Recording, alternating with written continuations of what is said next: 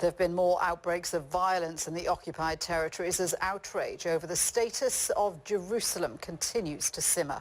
Israeli soldiers have fired tear gas to disperse protesters in Bethlehem. Other clashes are being reported in parts of the occupied West Bank. Protests have been ongoing since US President Donald Trump recognized Jerusalem as Israel's capital last week. His move has been criticized by world leaders and international bodies, including the EU and UN. Palestine's Prime Minister has asked the international community to take action. We call upon the United Nations to take its historical responsibilities and implement its resolutions and legal obligations, and force Israel and the ones standing behind Israel to end the occupation and to end settlement activities, and to stop the violation of treaties and international law by Israel, and to provide protection for our people and our holy places. Well, TRT World's Yolo Abdafith joins us now from occupied East Jerusalem. As we're saying, there's still a lot of anger over this. Yolo, what is the mood there, and are protests likely to continue?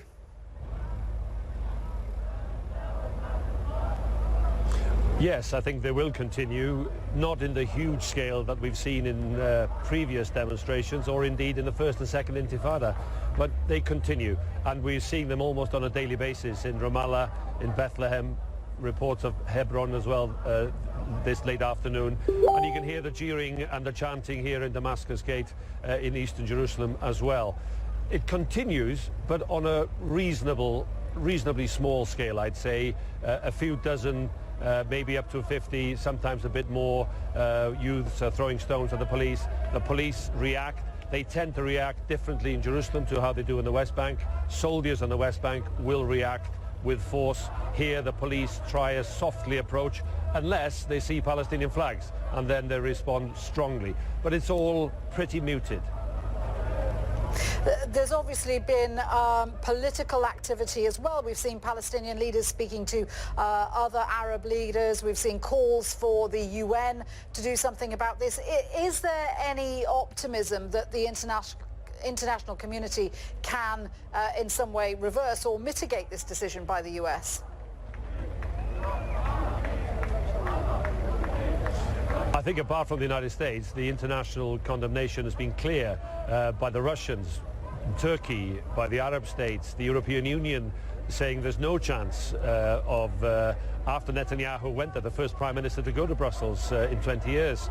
But even after that PR exercise by Netanyahu, the Israeli prime minister, the EU has said clearly, look, there has to be an international consensus on the status of Jerusalem, and that comes in the final negotiations, the final status negotiations. So there is international condemnation of that.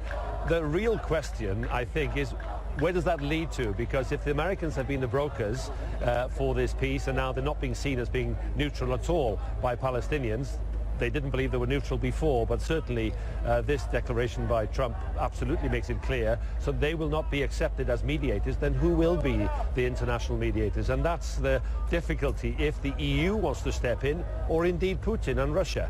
And of course he's clear in his condemnation, and he's getting clearer in how he responds Russian policy in several Arab countries. Yolo, thank you. Yolo Abdafith in occupied East Jerusalem there. Well, Muhammad Alami is in Ramallah and has more on the protests there.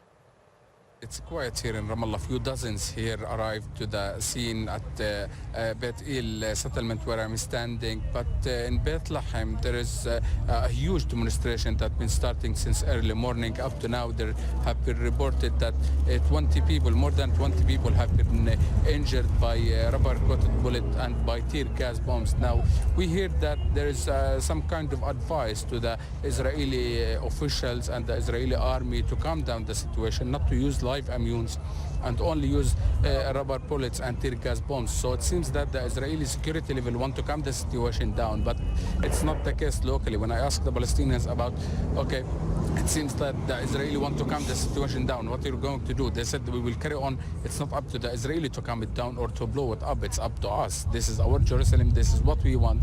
We will keep protesting. We will keep campaigning, and also with the political level until we reach a solution to Jerusalem. It's not to be recognized as the capital of Israel and to ignore the Palestinian right of the city. So this is the situation where, so far from where we are.